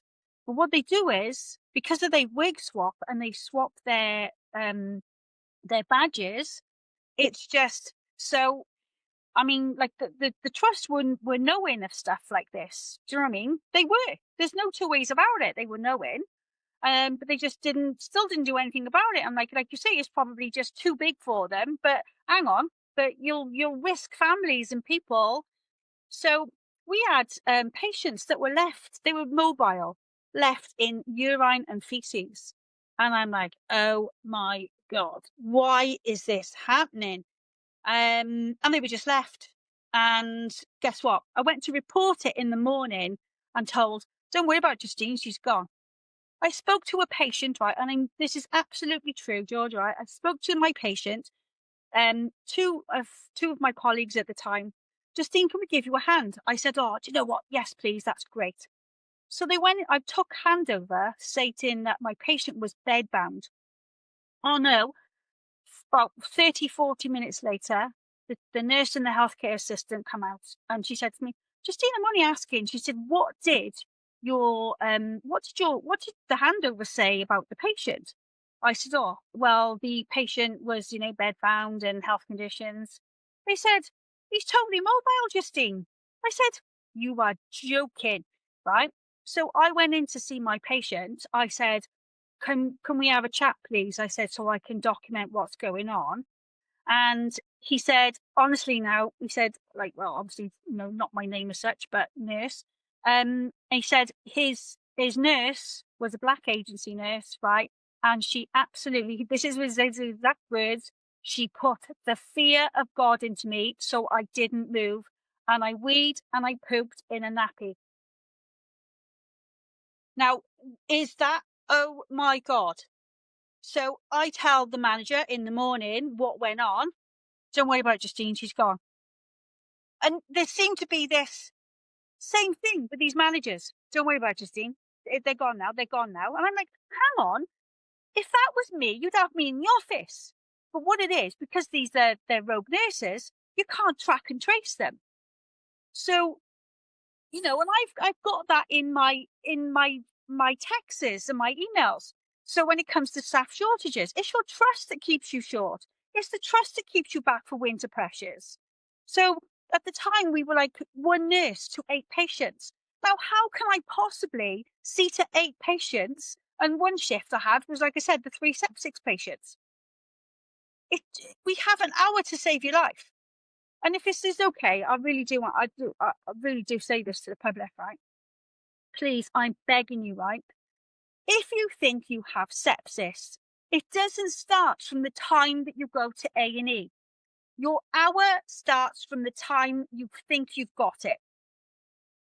Don't be waiting. Don't be thinking, oh yeah, you know what, I'll get, it just doesn't work like that. If you've got any signs and symptoms of sepsis, you take your hour, because do you know what? We've got an hour to save you with antibiotics, with the sepsis pathway. And please look those things up. It could save your life, Absolutely. Ladies and gentlemen, as you know, I'll be able to speak to that personally, because they literally say I got down the hospital in the nick of time when I had sepsis myself, alongside the meningitis that I had. So yeah, so with that, ladies and gentlemen, I will echo what Justean said. Take it seriously. Take it seriously. I know my mother, God bless her, I think she had a bit of a thing for a while, because when I first reported that I started feeling ill, she had the classic response of, come on, man up, it's not that bad. Next thing you know, I think it's, the next afternoon, evening, I'm down in the hospital fighting for my life. She's scared she's going to lose her son. So sadly, we've just lost Justean there. Hopefully she'll join back in a moment. But just from me to you, ladies and gentlemen, if you do know somebody, you see signs and symptoms, please get them down to the hospital as soon as possible. You're on a ticking clock. And it was only by, primarily by the grace of the Almighty, I think, not getting too preachy on this one, but the fact that we got me down there in the nick of time as well, that as soon as we realised how severe it was, we didn't wait for the ambulance. The ambulance would have taken 6 to 8 hours to arrive. So we didn't wait for the ambulance. We got straight down. If I'd waited for the ambulance, I'd have died. So let me tell you that personally. Okay? So to echo what Justean said, if you do have somebody that you know, or you see sepsis-like symptoms, please get them down to the hospital as soon as possible. If you notice those symptoms, it is very, very serious and could end up in a very dangerous fight for your life. So, yeah, I appreciate you saying that, Justean. And yeah, because people often, they try to, just say, oh, I'll be fine in the morning and stuff like that, especially when it comes to sepsis and stuff like that. But yeah, you can still hear me okay, can you? Yeah. And it's the same as a heart attack. If you seriously have symptoms of a heart attack, get to A&E. Again, we've got the hour. And it's the same as a fast, which is your stroke. We've only got a limited time before, we treat, and then there's certain things that we have to wait for and stuff. We've got like a 4-hour window frame, with strokes and stuff like that. But just don't mess around with these things seriously. It's just, your life is worth so much more than just waiting and saying, oh, I'll leave it till tomorrow. I know that everybody's busy. And I know it sucks, but the trust need to stop doing what they do, like I said, because if you get rid of whistleblowers every single time they get on your nerves or they make concerns, you're going to end up with nobody, right? Because you don't have the experienced nurses. Like, I was always helping. I was always trying to teach, because all you're doing I called it bridging the gap.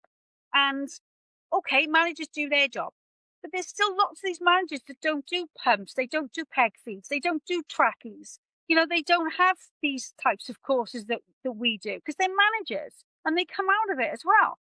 So you've got these bunch of newbies coming in, or somebody with little experience, and guess what? We can go in there and we can go, right, let's teach you how the pump works. Because when you go on a pump course, George, all you do is go on a pump course. It doesn't teach you how to do a DKA. It doesn't teach you how to do a GTN. You've lost all of those skills off a nurse, because do you know what? We're not going to listen to her, because you know what? We want to keep our jobs. No. You're on dangerous times. And then if you look at Will Powell, right? 35 years ago, he lost his son. So why is it that man still hasn't got justice, right? Why have we got to wait another 35 years of more pain, of more people dying needlessly, Because guess what? You want to get rid of whistleblowers and not allowed to raise concerns. Mm. No. You'll get rid Yeah. of everybody in the meantime on the front line, which guess what? There are some fantastic people on the front line. I've worked with them. But there's still a lot of shift, and it still needs to be sorted out with what is going on. You get rid of all of these people. Mm-hmm. Yeah, and typically, as you said, it's the ones that really care, because you have to possess a certain amount of care, as we said before, in order to pursue these things the way that you have. It's a testament to how much you care about the field and how much you care about people, that you're willing to suffer the things that you have. Same with Victoria, same with any whistleblower that's spoken out against, you know, whether it's government tyranny, whether it's in healthcare system, whatever industry it is. You know, it's those people that speak out. You can tell they're the ones that really care, because they're willing to suffer the severe persecution because of it, whether it's in the workplace or whether it's out of the workplace. You mentioned, did you say that you'd been in the Grange as part of when you were working? Is that correct in saying? How, in terms of like as well, because you sent me a text that's I believe it was either sent to you or whether it was in a group, I'm not sure. Somebody by the name of sent the text mentioning the bullying of nurses in A&E in the Grange Hospital in particular. And how bad, like, was that element of culture there when you were there? Because it seemed that when I was, let's be asking from my personal experience, when I was up on the wards and stuff like that, it seemed as though it was okay, but obviously I didn't see it from the other side. What was it like when you were there? Well, it's actually, she was my agency. Ah, right, okay, got you. Is that what it means by MD? Yeah. Right, got you. And it was just, so she sided with the NHS. They knew about the tax avoidance, and that's how it all works, you know. The minute I started mentioning things, it was all of a sudden I had complaints. I'm questioning them all the time. I'm just shut down all the time. I told her quite a lot. Mm. And again, it's just she was one of the main people that sort of got this sort of going then against you. Am I reading that correct? Oh yeah, I could tell you what else. So in my NMC referral, George, right, I've got my agency, right? She actually writes on there that she belongs to the UK branch when she lives in Ireland. She actually wrote on my NMC report that she was making the complaint from the UK. And she was living in Ireland at the time. And she's living in Ireland. Yeah, get that one. Very, very, very, very troubling stuff. Very, very troubling stuff. And it's all on record. It's all on my emails. It's on everything, what these people did to me. And it is truly shocking, because I wasn't the only one. And seriously, there were so many people that couldn't fight back. Do you know what? I can't do nothing. I can't even get a promotion. One person has tried 6 times to try and get promotion. And do you know what she was told? You're never fit in by a manager. And if you actually know this person, right, you know what? She's the kindest, sweetest person. She will look after you as if you're her own, right? And that's what you won't give her a promotion? She's so good. She's been doing this for years, and you won't fit in, is what they actually told her.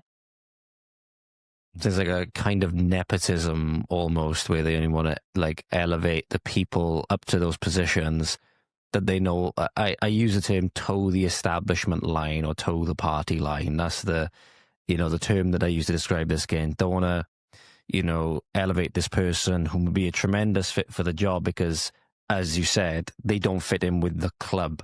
They're not in the clique. They're not in the clique almost. No.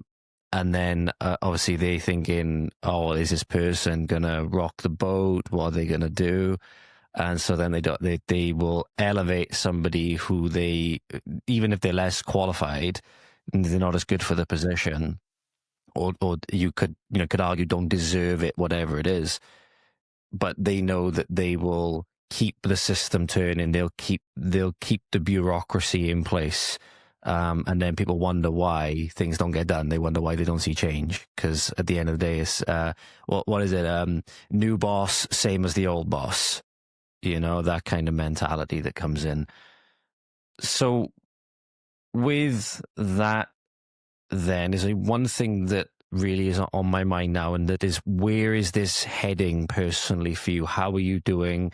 Obviously personally, this is a massive personal effect on you, but with regards to the court battles, legal battles and stuff like that, obviously no specifics or anything like that, but how are things looking on that front at the moment? Are you able to say anything in the direction they are sort of going, if it's going positive or negative? Well, how I look at it, George, I might as well just say it, because do you know what? There's so many people that, are not going to get as far as me, and they can't speak up. So if you just know what is going on and you just go, do you know what? She's still fighting for us. They can't speak. They can't raise their voices at all. And it's like I said, if you look at my the people that try to help me in my court case, we'll do a statement for you, Justine, but guess what? We cannot put our names to these. And I just went, I know, and I get it, and I promise. But I mean, how amazing are these nurses to have put their, even, I know it's anonymous, right? But they still put their names in the anonymous bit to say, Justine works like this. She did try to support us. She does help us. She was a good person. She does care about what she does. She does wear her heart on her sleeve. She did train us. She was doing all these things, and it shows you how managers, like I said, it's all the managers that crumble onto the person like a band 5 who doesn't know what they're doing. But guess what? And even in my anonymous court case, do you know what? Look at the scapegoating left, right, and centre by every single manager. And on my NMC referral, guess what? You've got more names attaching to this, that, and the other. And I bet you these people have got regrets now, because it's like, what on earth did we do to this woman? Because we didn't even know her and we chucked her to the dogs. You want to keep doing that to people, right? No, you're not going to keep doing it. So I'll fight as long as I can. I'll fight as hard as I can. I've had a couple of what I see as personal wins at the moment. I'm not saying I'm going to win. I'm not. But what I'm saying is I've got, the tax avoidance is being looked into now, which is great. And yesterday then, the government, because I did write to West Street in as well, and there's a government saying about the fake nurses. And I know that there's probably, so many people that have written to West Street and the governments and everybody else, but I certainly know that I did. So I felt like it was my second personal win, because when I saw the government saying about clamping down on rogue nurses, I'm not joking, George, I had tears, because I'm like, oh my God, thank God you're listening. Because why would I, right? I have done years and years and years of training, no different to doctors, real doctors, no different to real people that have really worked for their job. And do you know what? Why should somebody come in with no qualifications, pretend to do a shift, and still take home that money? You're mad. It's not acceptable. It's not safety. It's not nothing. But the more the public know, do you know what? When we go into the hospital, any hospital, not just the one I'm on about, right? You go into any hospital, you check that nurse's badge. Yeah. And if you're not quite sure, right, you mention it. You bring it up. Do you know what? You don't look like that badge. It's not about confrontation, because if you asked me, George, you said to me, right then, Justine, I'm just asking you, can I see your qualification? You could have it in an instant. You can have my, you can see my badge. You can photograph my badge, because I have got nothing to hide whatsoever. And what you also find is with the rogue nurses was, do you know what? They'll just walk up with a prescription asking for drugs. I'm like, you've got no chance. Managers wouldn't listen to you anyway. So the only thing that you've started to do was go, no. So I started telling colleagues, please do not. You close that Omnicell door. So what happens is they don't go to the managers to get their fingerprinted. Whereas, guess what? I've got to. I've got to go to a manager to get myself printed so I can go onto the Omnicell. But then these ones come up behind you. Oh, just leave the door open. Just leave the door open. And you've got a whole massive load of drugs in front of you, right? You can take whatever. But Yeah. what I don't understand is, so when we had a handover, we were told that £10,000 worth of drugs have gone missing. Well, that's on a handover, which is quite good because everybody's been informed, yeah? So why is it that I can't, as a nurse, tell you how I know how those drugs are going missing? Why doesn't a trust want to know that codeine and diazepam are going missing? I just don't get it. Why would a trust want to shut a nurse down for saying and trying to save money and trying to save lives? Well, hang on. Well, why is the codeine and the diazepam going missing? The pharmacist should be involved. The pharmacist should be saying, do you know what? I get it now. There is a possibility that £10,000 worth of drugs is going missing because they're being taken by other people. Look at you. If you're leaving the door to this Omnicell open, obviously I'm not sure where it is there a possibility that even like just a patient who's mobile walking down the corridor could wander in, or is it in like a secure location where it's staff only? No, it's stuff like that. I'm being honest. It's really nurses are by there. Fair enough. Yeah, it's not Fair like enough. I mean, if you did have somebody walking past you, it's not. I've not seen anything like that. It's just the nurses side of it. It's just because you've got where the Omnicell is, you've got it literally not far from like a desk area. Yeah. So it's so basically you could, if it was morphine, say example, then you get your drug and you just literally turn around and check it there and then, do you know? Yeah, okay. Oh, that's fair enough. So I was just thinking when you say about leaving door open and stuff like that, I'm just thinking surely that's going to be a massive security like I thing said, of like patients could just walk in. no, it's just leaving the door open as they're waiting behind you. Yeah, Yeah. I get you. So you got the alleged nurse right behind you saying, oh, just leave the door open. And when I cottoned on to that, I'm like, I get what you're doing now. Because what I would say is you're not even going to see the manager. They don't even say nothing. They just wander off. But the thing is, though, George, what you could do is you could go to recess, right, and some random would just come up and ask you for drugs. Really? And you don't even know where they come from. And that's what I said. These rogue nurses, they can, as I said, it's organised crime, George. They can get anything. They just get prescription books. It's easy. It's not hard work. But this is public concealment, and you are going into the unknown. I just want to say sorry, everybody. I'm sorry for the going on and off all the time, but it's just really important that you guys need to know how we are treated, and we are treated pretty rotten to cover up disclosures, to cover up for so much that is going on.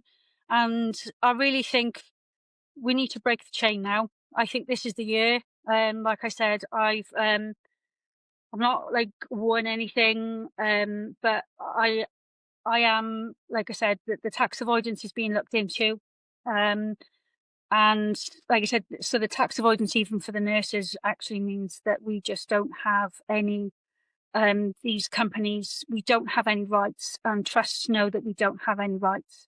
So they're so easy to get rid of us, because we don't have any backing, and they just get rid of us for any reason.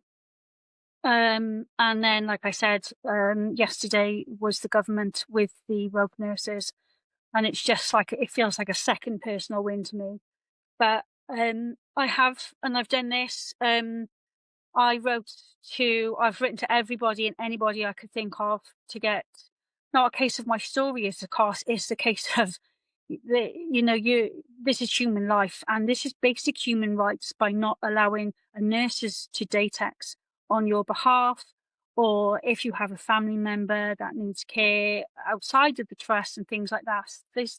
These are why we have these services of community care, and anybody that looks after your family member at home, and you should be allowed to report, and in the community.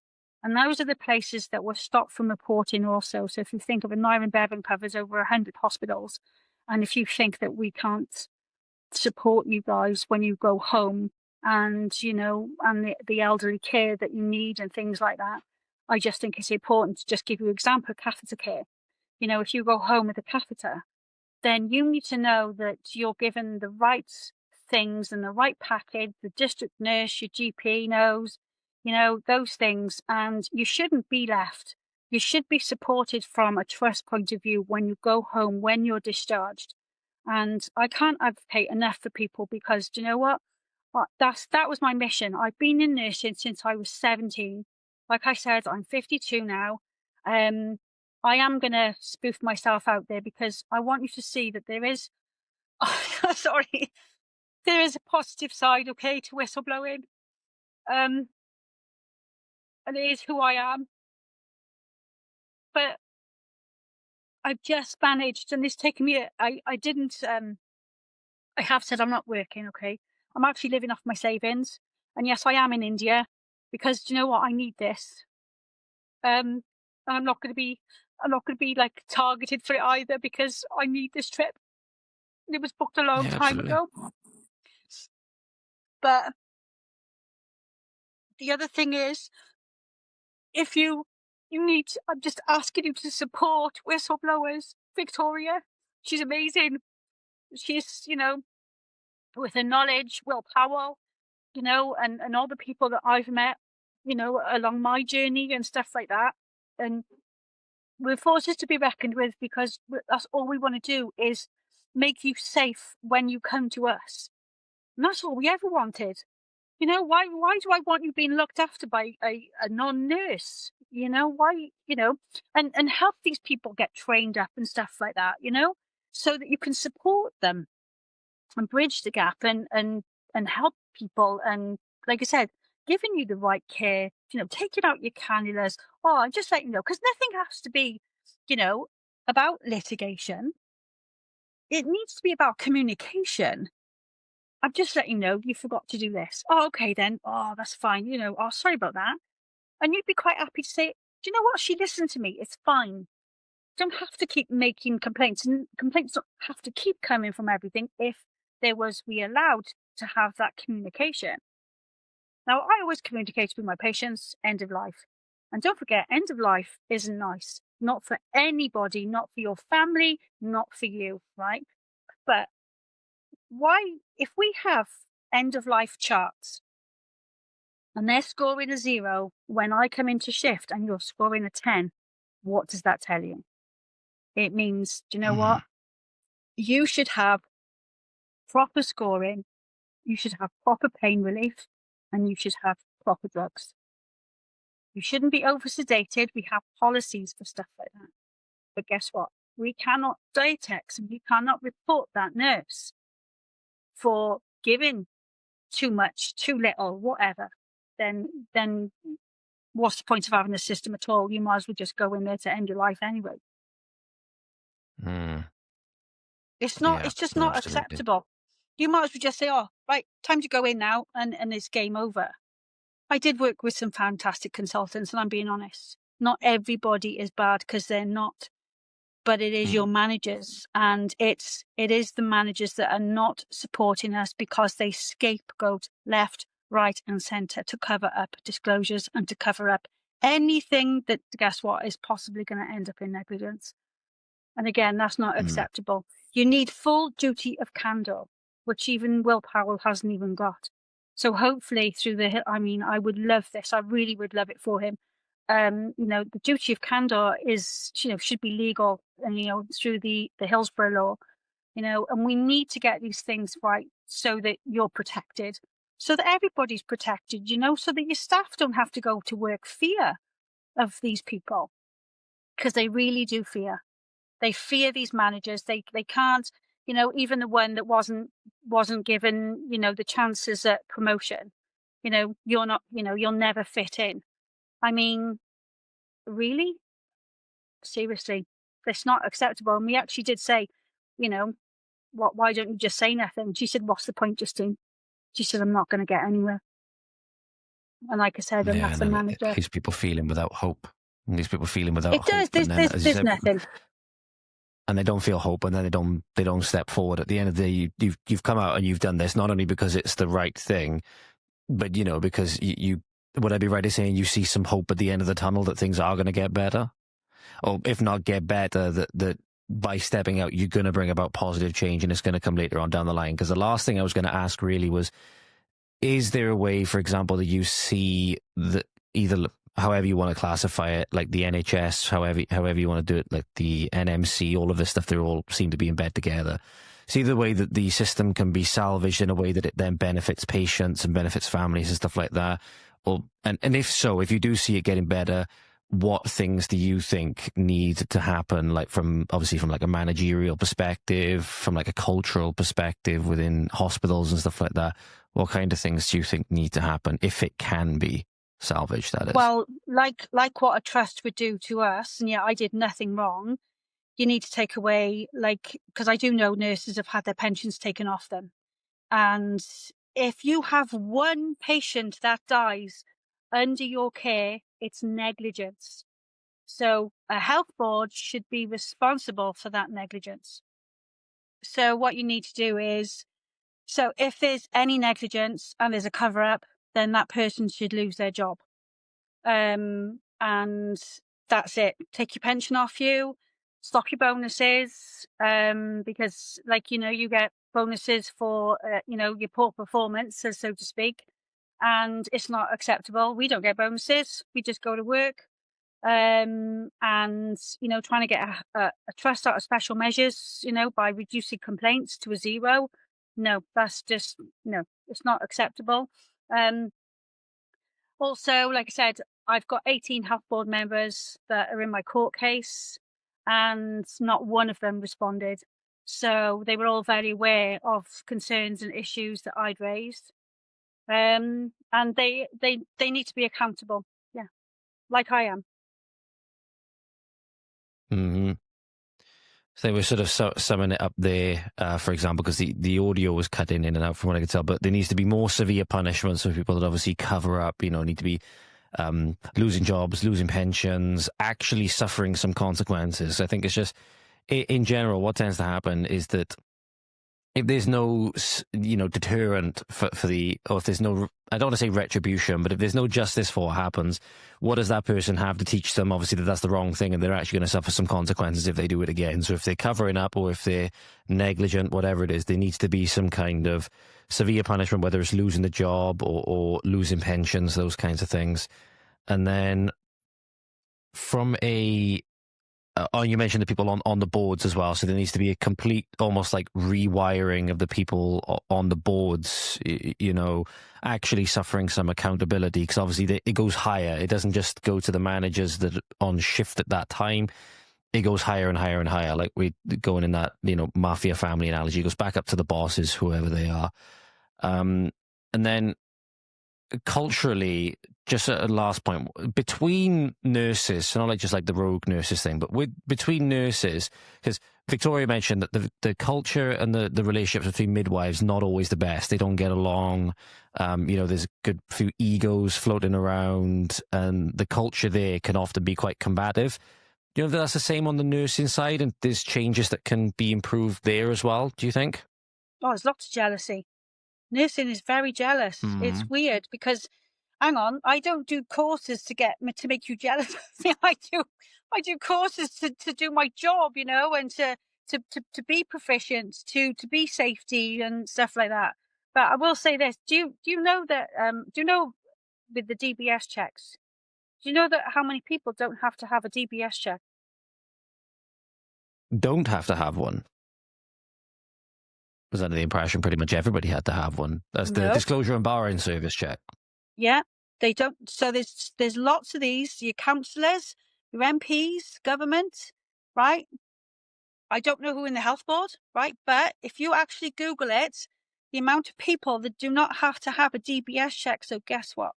They go from job to job to job, and that's how they stay in a management post. Because when I was contacting the NMC, I was told these managers, Justine, have an impeccable record. And I said, well, that's funny because so did I before all of this. And the reason why they keep having an impeccable record is because guess what? Nobody can report them. So I've taken all of this to the NMC as well on the vexatious referrals, the whistleblowers' detriment, and also the suicides. And not to mention as well is that you mentioned not only is there no way that people can report them, but they outright falsify these records and stuff like that as well, as you mentioned. You say they're not, the United Bevan University Health Board is not actually on the HSJ leaderboard because it falsifies records. I'm right in saying that. So yeah, even though there's no way to report them, but even then they falsify the records anyway. So just there's this culture as well of jealousy and envy almost. But then also this air of the managers and the higher-ups, because it seems that they're so protected, whether it's they don't need to do a DBS check, whether it's because they know the records are going to be falsified, it's going to give them this feeling that they can walk around as if they're immortal, as if they're invincible. And then you wonder why they feel as though they can bully people and they can treat people in this way. And they end up treating this way. It's almost like they're trying to do everything to bring out the worst in these people, make them feel invincible and put them in positions of power, even though they haven't got the temperament for it, and know that they can just go straight into another job anyway. It's not going to impact them, and they're going to be on 70, 100K a year, whatever it is, while the rest of us live in squalor. Oh, and they're avoiding taxes, and they're falsifying records and all of this stuff. Truly disgusting. But I think the biggest thing is, ladies and gentlemen, as you know from this conversation, is that there are a lot of problems, but I think Justine was saying that there's some positives to whistleblower, and it's going to be people like Justine, like Victoria, like people coming out and talking about this, and actually then you guys paying attention. I hope that at least if you stayed this far as well, you would have paid attention and listened to all this. And so when people are going to start coming together, it's going to actually affect the changes that we want to see. Because people shouldn't, for people speaking out on behalf of people that are committing suicide due to the treatment in the workplace, families that are suffering because their relatives are in care and not being given the duty of care that they should have. All of these things that play into it, the corruption, the bureaucracy, the falsification of records, the culture within it, everyone suffers because of it. But ultimately, it's you guys that are going to have your relatives going into care, or you might have people that you know that work as nurses, work as midwives, these kind of things that are going to be undergoing the same treatment. This is going to help you guys to understand. So, it's not that, you know what, George? Is there anything you'd like to leave people with? Yeah, just so like these family members actually just hit on a nice point there to finish, because you know the newly qualified nurses, right? So their families are so proud of them, right, for what they've just achieved, for what they've just done, right? So how would you feel that your son or your daughter is going to go into this environment and can't say nothing to their own family members because of bullying? And,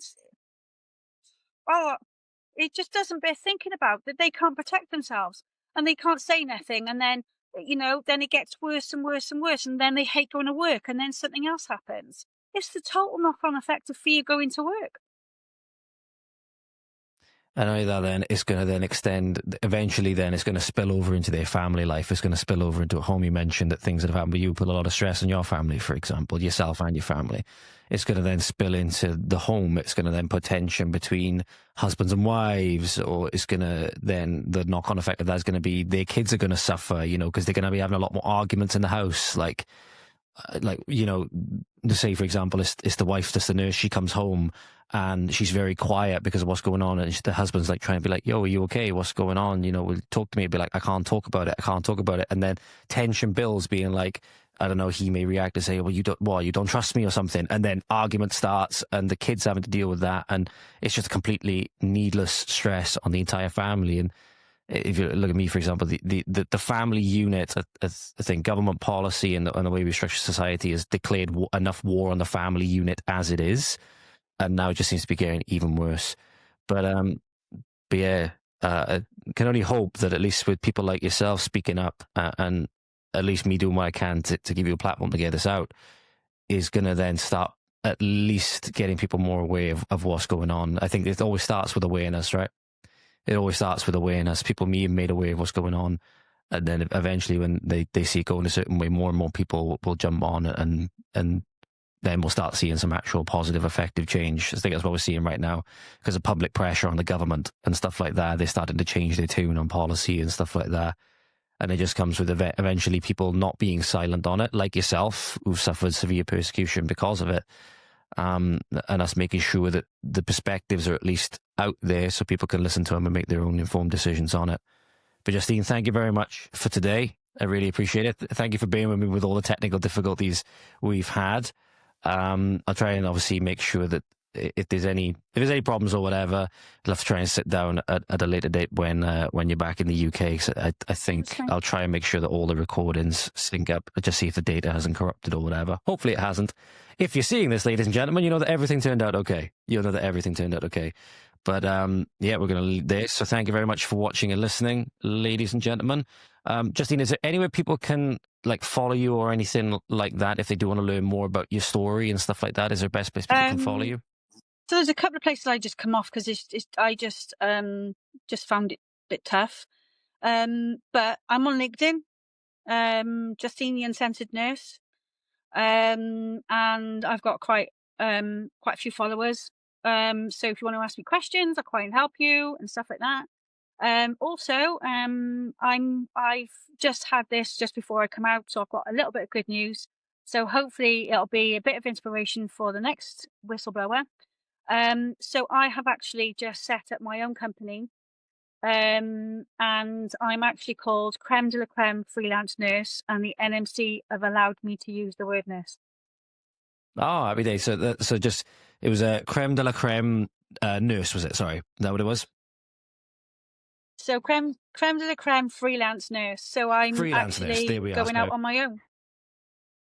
There we are. Fantastic news. That's really, really good. Really, really good. So I'll link the LinkedIn profile down below in the show notes, guys. So if you have any questions or anything like that, obviously you can reach out to Justean as well. And she posts on there quite often as well about the treatment, about what's going on in the hospitals and stuff like that. So if you want to learn more about that, you can go over there. But thank you very much for that, Justean. I really, really appreciate it. And yeah, this is us signing off today, guys. Have a great morning, afternoon, evening, night, wherever you are. And we'll see you next time. Godspeed. And there you have it, ladies and gentlemen. My conversation with Mrs. Justean Winter. Hope you found it useful. Hope you found it as eye-opening as I did. So I asked this question at the end of my conversation with Victoria Rickson. For those of you who've gone and checked that out, you'll know.